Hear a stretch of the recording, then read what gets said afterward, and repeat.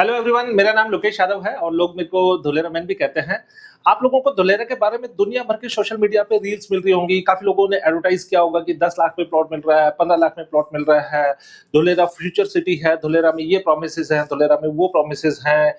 लेकिन मैं आपको आज धुलेरा एज ए कॉन्सेप्ट बेचने नहीं आया हूं, क्योंकि ये तो आज पिछले 1.5 साल से, जब से last year vibrant Gujarat summit हुआ था, तब से लेकर अभी तक काफी लोगों में जागरूकता ऑलरेडी आ चुकी है कि धुलेरा में उनको क्यों इन्वेस्टमेंट करना चाहिए।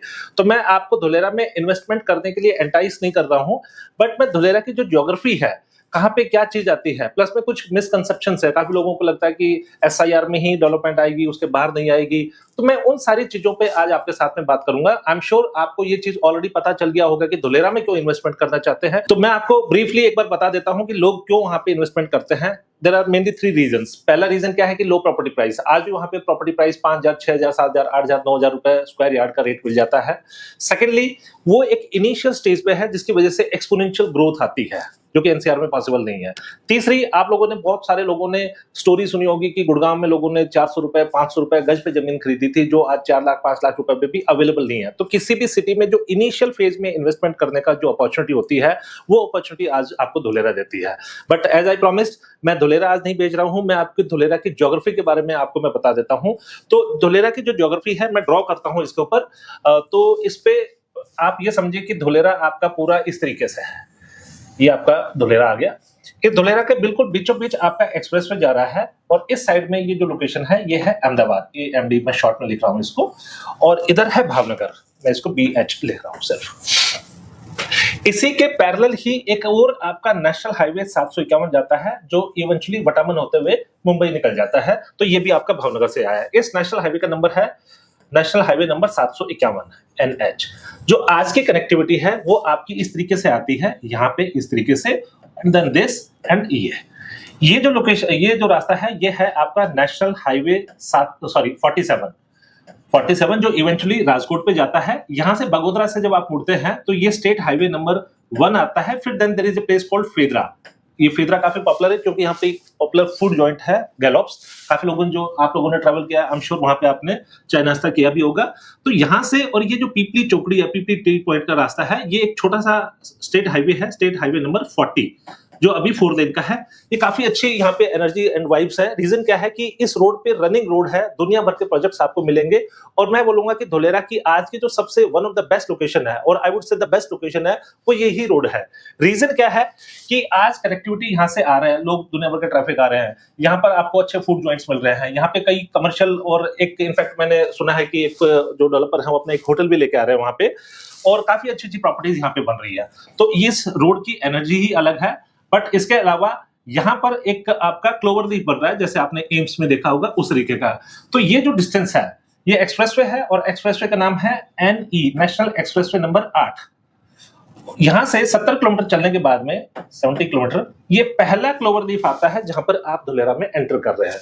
इस क्लोवर लीफ से एक एलिवेटेड रास्ता जाता है 4 किलोमीटर का, जो धुलेरा के एयरपोर्ट को जोड़ता है। तो this location is airport of Dholera. और ये जो आपका डिस्टेंस है, ये रफली 4 किलोमीटर के आसपास की डिस्टेंस बनती है। सो अब कोई भी अहमदाबाद से आएगा, उसको एयरपोर्ट आएगा, वो यहां से एंट्री एग्जिट ले सकता है। दूसरा जो आपका यहां से एग्जिट जाएगा, ये आपका यहां पे बनेगा, जो लगभग 500-600 मीटर की डिस्टेंस पे है। मैं रफली इसको 500 मीटर लिख देता हूं, ठीक है। और ये फिर इस तरीके से national highway and then state highway पे कनेक्ट हो जाता है। ये आपकी ज्योग्राफी हो गई। अब क्योंकि देखो, वैसे तो धुलेरा में बहुत सारी चीजें हैं जो प्रॉमिसिंग है, जैसे टाटा सेमीकंडक्टर क्या है, रिन्यू पावर है, आइनॉक्स एयर प्रोडक्ट्स है, बहुत सारी चीजें हैं, और वो सारी की सारी इन प्लेस है और टाइम के साथ में बढ़ भी रही है। लेकिन जो एयरपोर्ट की डेवलपमेंट है, वो सबसे तेजी से बढ़ रही है। जैसे वहां पे अभी रनवे का काम कंप्लीट हो चुका है, टर्मिनल बिल्डिंग का काम शुरू हो रखा है, 2027 दिसंबर तक वो फुल्ली ऑपरेशनल हो जाएगा। तो एयरपोर्ट की वजह से जो ग्रोथ आएगी, वो एक डिफरेंट रहेगी। और वो मैं कहता हूं कि इवन धुलेरा अगर और भी लेट्स से 3 साल 5 साल के पीछे डिले भी होकर भी चलता है, because of any XYZ reason, ये एयरपोर्ट है जो आपका ऑपरेशनल हो रहा है, और ये एयरपोर्ट अहमदाबाद का फ्यूचर में प्राइमरी एयरपोर्ट भी बनेगा। तो इस एयरपोर्ट के सराउंडिंग में जो प्रॉपर्टीज हैं, वो आप ये समझो कि ड्यूअल एडवांटेज रखती है। कैसे ड्यूअल? एक तो जो धुलेरा की ग्रोथ स्टोरी है, वो तो सारा का सारा जाएगी, तो उसकी विसिनिटी में जाने का भी इसको एडवांटेज मिल रहा है। अब यहां पर हमारे पास में एक प्रॉपर्टी है, लेट्स से ब्रीज रेजिडेंसी, जो एक 35 एकड़ की पूरी टाउनशिप है। मैं इसके बारे में बाद में बात करूंगा, लेकिन अभी जैसे मैंने बोला कि अभी मैं आपको धुलेरा या कोई प्रॉपर्टी पिच करने नहीं आया हूं, अभी मैं धुलेरा की ज्योग्राफी आपको समझा रहा हूं। अगर ज्योग्राफी में हम, जैसे आप लोगों में काफी लोगों को एक क्वेरी हो गई या इंटरनेट पे भी आपने पढ़ा होगा कि आप लोगों को लगता है कि एसआईआर में ही प्रॉपर्टी लेना चाहिए, तो मैं आपको बता देता हूं कि एसआईआर बेसिकली एक एक्ट है, बट हाँ यस, जो आप चीज रेफर करना चाहते हैं वो टाउन प्लानिंग एरिया है। सो टाउन प्लानिंग एरिया किस तरीके से डिवाइड है, गवर्नमेंट ने इस पूरे धुलेरा में 33 गांव की जमीन को शामिल किया गया है, जिसमें से आप ये मान के चलिए इस तरीके की एक मैं लाइन खींच रहा हूं, हालांकि ऐसी कोई फिजिकल बाउंड्री बननी नहीं है, बट सिर्फ एक मतलब आपको समझाने के पर्पस से। एक्जैक्ट 22 गांव है वो आपके इधर है और 11 गांव है आपके इधर है।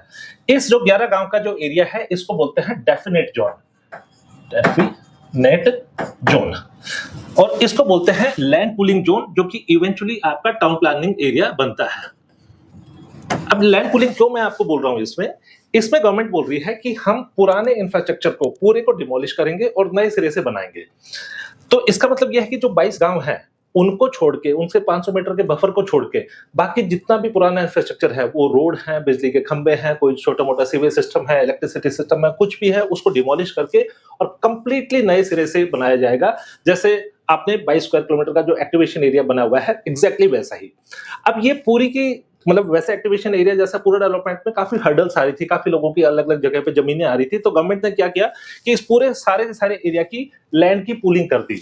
एग्जाम्पल के तौर पे मैं मान लो वहां का फार्मर हूं, मेरी एक जमीन यहाँ पे पड़ी है, एक यहाँ पे है, एक यहाँ पे है, एक यहाँ पे है, तो गवर्नमेंट ने बोला, लेट्स से ये सारी एक एक एकड़ है, तो गवर्नमेंट ने बोला लोकेश ये तेरे चारों एकड़ को हम क्लब कर रहे हैं, पूलिंग कर रहे हैं, और इसमें से 2 एकड़ का तो तेरे को कॉम्पनसेशन दे देंगे जो कि गवर्नमेंट यूज करेगी इंफ्रास्ट्रक्चर को यूज बनाने में, और 2 एकड़ का मेरे को एक लैंड पार्सल मिल जाएगा। अब ये जो एक्वायर किए हैं इनको बोलते हैं ओपी, ओरिजिनल प्लॉट, और ये जो बाद में मेरे को फ्यूचर में मिलेगा इसको बोलते हैं एफपी, आपका फाइनल प्लॉट। अब ये जो प्लॉट है गवर्नमेंट ने इसकी मेरे नाम पे रजिस्ट्री कर दी है, मेरे को इसका साइज बता दिया है, सर्वे नंबर बता दिया है, फाइनल प्लॉट नंबर बता दिया है, कौन से टाउन प्लानिंग में पड़ेगा ये भी बता दिया है, और किस पर्पज ऑफ यूज से मैं कर सकता हूं वो भी बता दिया है, और इवन ये भी चीज क्लियर होगी कि कितने मीटर रोड पे किस डायरेक्शन में मेरा मिलेगा प्लॉट। लेकिन आज मैं किसी भी को जाके उसकी जियो कोऑर्डिनेट्स नहीं समझा सकता। रीजन क्या है, क्योंकि सरकार ने ये जब रोड बनेगा तब इसका अलॉटमेंट मिलेगा। जैसे इसके साथ में मान लो ये ऐसी रोड जा रही है और ये रोड बन जाएंगी, तब जाके मेरे को अलॉटमेंट मिलेगा और तब जाके मैं किसी को दिखा सकता हूं कि ये लैंड पार्सल मेरा है। बट यस, लीगली मैं आज इसको ओन करता हूं, लीगली मैं इसको बेच सकता हूं, लीगली मैं इसमें मतलब किसी को भी ये डॉक्यूमेंट्स दिखा सकता हूं कि ये मेरी रजिस्ट्री है और ये सारी चीजें हैं, बट मैं किसी को जाके दिखा नहीं सकता। अब ये जो पूरा एरिया है, ऐसा ये पूरा एरिया है 920 स्क्वायर किलोमीटर का एसक्यूएम, ठीक है। इस 920 में से लगभग 500 स्क्वायर किलोमीटर का एरिया है जो ग्रीन जोन और कोस्टल रेगुलेटरी जोन के लिए खाली छोड़ा गया है, और जो डेवलपमेंट आएगी वो आएगी 422 स्क्वायर किलोमीटर के अंदर। इस 422 स्क्वायर किलोमीटर में जो सरकार ने अभी तक डेवलप किया है वो सिर्फ 22.5 स्क्वायर किलोमीटर का ही यूज किया, डेवलप किया है, जो एक्टिवेशन एरिया बोलते हैं, जो टाउन प्लानिंग 2 में आता है। जो आपने वीडियोस देखी हैं वहां पे टाटा का मतलब टाटा सेमीकंडक्टर का प्लांट देखा है, रेन्यू का पावर देखा है, या फिर जो आर्टिफिशियल कैनाल के वीडियो देखे हैं, वो सारे के सारे यहीं पे ही आते हैं। ये लगभग 400 स्क्वायर किलोमीटर का एरिया और अलग अलग मतलब फेजेस में डेवलप किया जाएगा। अब इस पूरे एरिया को अलग अलग टाउन प्लानिंग्स में, ऐसे कोई स्ट्रेट लाइन नहीं है, बट मैं सिर्फ रिप्रेजेंटेशन के हिसाब से दिखा रहा हूँ। ये अलग अलग टाउन प्लानिंग, ये आपका हो गया TP1, TP2, TP3, TP4 and TP5 and TP6, town planning 1 2 3 4 5 6। तो यहाँ पर टाउन प्लानिंग 2 में छोटा सा एरिया आपका एक्टिवेशन के तौर पे डेवलप हुआ है, बाकी सारा का सारा फ्यूचर में होगा। कब होगा, honestly speaking except government nobody knows. और गवर्नमेंट भी सिर्फ अपना प्लान रखा है कि मैं इसको 2040 तक फेज मैनर में ग्रो करेगी, लेकिन कब तक करेगी और कौन से टाउन प्लानिंग को कब करेगी उसके बारे में अभी किसी को कोई आइडिया नहीं है। अब सरकार ने इस तरीके की ये चीजें करेंगी।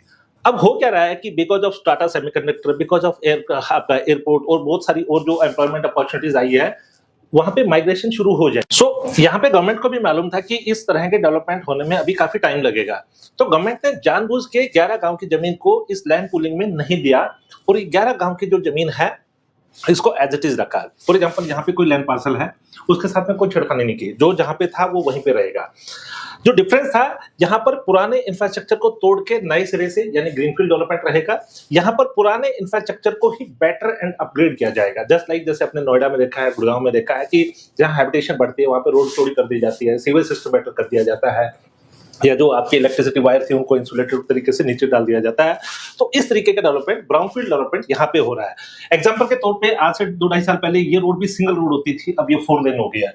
यहाँ पे मैंने मल्टीपल ऐसी रोड्स देखी थी जो पहले 4 मीटर की थी, आज वो 12 मीटर या 18 मीटर में कन्वर्ट हो चुकी है। तो this development is brownfield development just like Noida and Gurgaon. तो इसमें डेवलपर के पास में आज ही मालूम है कि उसकी जमीन कहाँ पे है। इसमें प्रॉपर वो अहमदाबाद अर्बन डेवलपमेंट अथॉरिटी जो वहाँ का टाउन प्लानर लगता है उस पे जाके इसकी प्लान पास करवाता है। उससे पहले ये NA नॉन एग्रीकल्चर में लैंड को कन्वर्ट करवाता है, प्लान पास करवाता है और उसको बेचना शुरू कर देता है। तो इस जमीन में भी आप जमीन यहाँ पे लो, यहाँ पे लो, यहाँ पे लो, यहाँ पे लो, यहाँ लो, यहाँ लो, यहाँ लो, कहीं भी लो, इन सब की रजिस्ट्री यहाँ धोलेरा तहसील में ही होती है। गवर्निंग बॉडी वही है सारा। और जिसको लोग SIR से बाहर बोल देते हैं, मैं उनकी जानकारी के लिए बता देता हूं कि वहां पे SIR से बाहर सो कॉल्ड जो कि डेफिनेट जोन है, वहां पे आ क्या रहा है। आपका जो सबसे इंपॉर्टेंट जो प्लेस होता है एयरपोर्ट, वो वहीं पे है। एरो सिटी वहीं पे है। डिफेंस एयरक्राफ्ट का मैन्युफैक्चरिंग यूनिट वहीं पे है। एयरबस एंड बोइंग का जो मेंटेनेंस रिपेयर और ओवरहॉल हब है, MRO हब जिसको बोलते हैं, वो वहीं पे है। कैडिला की 250 एकड़ की यूनिवर्सिटी वहीं पे है। पास में जाके लोथल का मेरीटाइम म्यूजियम भी वहीं पे ही है। So this is also I would say कि best opportunity for the investment, क्योंकि यहाँ पर आप अगर यहाँ पे कोई रेजिडेंशियल प्रोजेक्ट लेते हो जो कि है भी एक, वहाँ पे लगभग उसका रेट 21-22 हजार रुपए पर स्क्वायर यार्ड का है। और यहाँ पे मिनिमम जो प्लॉट साइज है वो 360 गज का होता है, बट बिल्डर 400 गज का करते हैं। तो आप ये समझो कि 80-90 लाख रुपए की आपकी इन्वेस्टमेंट कम से कम जाती है। हाँ, काफी लोग ये जरूर कर रहे हैं कि अब उनको यहाँ पे अफोर्ड नहीं कर रहे, तो वो सोचते हैं कि मैं TP6 में, 5 में, 4 में, 1, 2 में कहीं भी ले लूं। तो इसमें कुछ डेवलपर्स क्या करते हैं, या डेवलपर्स की मजबूरी आई वुड से कि काफी लोग इंसिस्ट करते हैं कि मेरे को चाहिए टाउन प्लानिंग में ही। तो मान लो मैं डेवलपर हूं और मेरा ये 1 एकड़ मेरे को फ्यूचर में मिलेगा, तो मैं जनरली क्या करता हूं कि टाउन प्लानिंग से कोई नक्शा पास नहीं करवाया, इसमें वर्चुअली 10 प्लॉट निकाल दिए 500-500 गज के। अब मैंने एक प्लॉट आपको दे दिया, एक किसी और को दे दिया, एक किसी को और को दे दिया। अब इसमें जो चैलेंज है वो ये है, 2 चैलेंज मेन है। एक चैलेंज ये है कि मैं आपको अपना लैंड पार्सल नहीं दिखा सकता। सेकंड चैलेंज ये है कि मैं आपको प्लॉट की रजिस्ट्री नहीं दूंगा, क्योंकि टाउन प्लानर से पास ही नहीं हुआ है, तो मैं उसमें प्लॉट नंबर नहीं डाल सकता कि प्लॉट नंबर 1 मैंने आपको दिया, 1, 2 आपको दिया। इसमें मैं या जो भी आपको रजिस्ट्री दे रहा है डेवलपर, वो क्या लिखेगा, 500 गज undivided share belongs to Amit, 500 गज undivided shares belongs to Ravi. इस तरीके से ये अनडिवाइडेड शेयर का रहेगा। अब भले ही यहाँ पे डेवलपर आज आपको बोल दे कि आपको 1 नंबर प्लॉट दिया जाएगा, 2 नंबर दिया जाएगा, लेकिन जब 5 साल, 10 साल, 12 साल के बाद में जब इसका फिजिकल अलॉटमेंट मिलेगा, उस टाइम पे अगर कोई पार्टी फैल जाती है कि मैं तो मतलब बराबर का शेयर होल्डर हूं, मैं ये प्लॉट नहीं लूंगा, ये लूंगा, तो हो सकता है कि लीगल चैलेंजेस उस टाइम पे क्रिएट हो जाए। तो ये 2 चैलेंजेस हैं जिसके चलते यहाँ पर लोग थोड़ा सा इंक्वायरी तो करते हैं, लेकिन ट्रांजैक्शन यहाँ पे नहीं आती है। लेकिन लोगों को जब ये बात समझ में आती है कि दिस इज ऑल्सो धोलेरा और उनकी सबकी रजिस्ट्री यही है, गवर्निंग बॉडी भी यही है और इतनी इंपॉर्टेंट लोकेशंस यहाँ पे आती हैं, तो वो लोग यहाँ पे लेते हैं। सो ये डेफिनेट जोन है। अब इसमें आप जो कभी भी धोलेरा में प्रॉपर्टी लेते हो, तो आप 2 चीजों का बिल्कुल ध्यान रखना। एक जो सबसे इंपॉर्टेंट मैटर करेगी वो करेगी लोकेशन, और दूसरा क्या जाएगा कि उसकी डेवलपमेंट। एग्जाम्पल के तौर पे अब ये एक प्रोजेक्ट है हमारा ब्रीज रेजेंसी। अब ये लगभग 300-400 मीटर डिस्टेंस है स्टेट हाईवे से, और यहाँ से ये वही 300-400 मीटर के डिस्टेंस और 500 मीटर आगे, मतलब एयरपोर्ट से लगभग 5-6 किलोमीटर के डिस्टेंस पे ये आपको पड़ता है। और आपका अपकमिंग मेट्रो स्टेशन हो गया या airport sorry PPA diamond junction हो गया, इससे भी 1-1.25 किलोमीटर के डिस्टेंस पे पड़ता है। नेशनल हाईवे से भी वही 500-600 मीटर के डिस्टेंस पे पड़ता है। तो लोकेशन वाइज आई वुड से 10 में से 10 नंबर दिए जाते हैं। लेकिन अब इसमें जो दूसरी खास बात है वो ये है कि इसके अंदर बिल्डर आपको सारी एमिनिटीज एंड फैसिलिटीज दे रहा है। इसमें आपको आपका क्लब हाउस दिया जा रहा है, क्लब हाउस के ऊपर गेस्ट रूम्स हैं, नीचे क्लासिक रेस्टोरेंट है, दूसरी साइड में सीनियर सिटीजन एरिया है, किड्स प्ले एरिया है, आगे उसके लॉन टेनिस बैडमिंटन कोर्ट है, पीछे स्विमिंग पूल है, और आगे कबाना गजीबो है, क्रिकेट ग्राउंड है, और आपका मंदिर है, पार्टी लॉन है, शॉपिंग कॉम्प्लेक्स है। तो इस तरीके से 40 के आसपास एमिनिटीज आपको डेवलपर ये दे रहा है। तो इस तरीके की जब आप चाहोगे, जब यहाँ पे कोई भी जब इंसान काम करने आएगा, वो चाहेगा कि उसकी फैमिली एक सेफ सिक्योर एनवायरनमेंट में सारी फैसिलिटीज के साथ में रहे। तो उस टाइम पे जब कंपैरिजन आएगा कि इसी के सामने मान लो एक प्रोजेक्ट ऐसा है जिसमें कोई डेवलपमेंट नहीं है, बेसिक डेवलपमेंट है, रोड, रास्ते, बिजली, पानी और बाउंड्री वर्सेस सारी एमिनिटीज, तो ऑब्वियसली सेम लोकेशन होने के बावजूद भी इसको ही चूज किया जाएगा। तो इसीलिए मैं बोल रहा हूँ कि एक लोकेशन और एक एमिनिटीज, ये 2 चीज बहुत मैटर करती है। अब दूसरी मैं बात करता हूँ कि यही प्रोजेक्ट आपका और पीछे जाके ये वाला बेसिक वाला यहाँ पे हो जाता है। तो ये प्रोजेक्ट लेट्स से एग्जांपल के तौर पे आज 8,000 रुपए का है, बिना डेवलपमेंट पे इसी लोकेशन पे आपको 6,000 का रेट मिल जाएगा, और इसी को ही अगर 10-12 किलोमीटर चल जाएगा तो ये 5 से 4 या 5,000 रुपए के रेट पे भी मिल जाएगा। तो इस तरीके से प्राइस वेरिएशन भी वहां पे मल्टीपल होते रहते हैं। दूसरा जो एक बड़ा एडवांटेज मैं आपको बोलूंगा डेफिनेट जोन में लेने का, वो ये है, ऑब्वियसली वो तो लैंड पार्सल आप देख सकते हो, प्लॉट की रजिस्ट्री होगी, एमटीज होंगी, वो तो सारा है ही है। बट इसमें मैंने जितने भी प्रोजेक्ट्स देखे हैं, जो डेवलपर देख रहे हैं, वो क्या कर रहे हैं कि उनके पास में एक छोटा लैंड पार्सल है जो कि है वर्चुअली, उसमें किसी प्रोजेक्ट में आपको 20 प्लॉट मिलेंगे, किसी में 25 मिलेंगे, किसी में 30 मिलेंगे। मैंने जो हाईएस्ट देखा है वो 35-36 के आसपास देखा है। तो उनमें आपको एमिनिटीज के नाम पे सिर्फ एक पार्क मिलेगा और कुछ नहीं। बट क्योंकि ये 35 एकड़ 40 एकड़ की टाउनशिप यहाँ पे आपको मिलती है, तो यहाँ पर आपको क्लब हाउस, स्विमिंग पूल और ये वो सारी चीजें मिलती है। तो दूसरा एडवांटेज आपका ये भी है डेफिनेट जोन में लेने का। So this is all about definite zone versus land pooling zone, जिसको आप SIR रीजन या टाउन प्लानिंग एरिया बोलते हैं। उनका डिफरेंस आई एम श्योर आपको पिछले 10-12 मिनट में जो मैंने बताया है काफी वैल्यू एडिशन की होगी। सो इसके अलावा आपको एक चीज और भी ध्यान रखनी है, इंपॉर्टेंट ये नहीं है कि एक्सप्रेसवे के पास आपका कोई प्रोजेक्ट है या मतलब कोई लोकेशन है। इंपॉर्टेंट ये है कि एक्सप्रेसवे के एंट्री एग्जिट के कितने पास है। आपने काफी सारे प्रोजेक्ट्स देखे होंगे जो कि बिल्कुल सटे हुए हैं एक्सप्रेसवे से, लेकिन उनको एक्सप्रेसवे पे एक्सेस करने के लिए, मतलब उतरने और चढ़ने के लिए आपको लगभग 10-12 किलोमीटर वापस घूम के आना पड़ेगा। तो इस चीज का भी आपको ध्यान रखना है कि जब भी आप कोई भी प्रॉपर्टी लेते हो, वो एक्सप्रेसवे का जो अपकमिंग जो क्लोवर लीफ है, जिसको डायमंड जंक्शन बोलते हैं वहां की लोकल लैंग्वेज में, उसके पास हो। तो इस चीज के उसमें आपको बिल्कुल विशेष ध्यान रखना है कि उसकी एक्सप्रेसवे की एग्जिट एंट्री से कनेक्टिविटी कितनी दूर है। So that's all about Dholera. अब आपको इसके बारे में और ज्यादा जानकारी है, आप कोई किसी तरह के आपके कोई और सवाल रह जाते हैं, कोई कंसल्टेशन आप करना चाहते हैं, तो नीचे दिए हुए नंबर पे आप कांटेक्ट कर सकते हैं। मैं और मेरी team we are very happy to assist you for the further inquiries. और आपको कोई भी इसमें इन्वेस्टमेंट करनी है तो भी वो नीचे दिए हुए नंबर पे ही आप इसको रीच आउट कर सकते हैं। मैं या मेरी टीम से कोई भी आपको हम रीच आउट करेंगे। Thank you so much.